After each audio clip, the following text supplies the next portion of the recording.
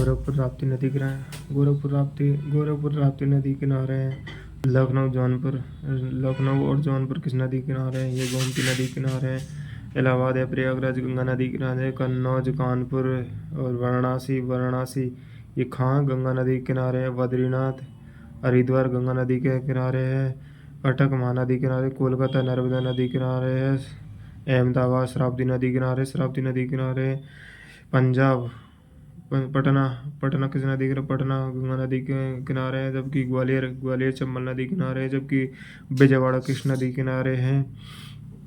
विजयवाड़ा किस राजमुंद्री किसी गोदावरी नदी किनारे है। नासिक में गोदावरी नदी का जय। श्रीनगर झेलम के। सूरत ताप्ती नदी किनारे। अयोध्या सरयू नदी किनारे है। सरयू नदी किनारे।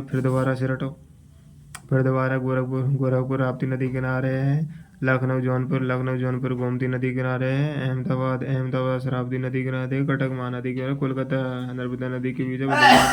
बद्रीनाथ हरिद्वार गंगा नदी के किनारे है। वाराणसी, कन्नौज, कानपुर और प्रयागराज ये सब गंगा नदी किनारे हैं। दिल्ली यमुना नदी किनारे। आगरा यमुना नदी किनारे है। आगरा यमुना नदी किनारे है। कोलकाता नर्मदा नदी किनारे है।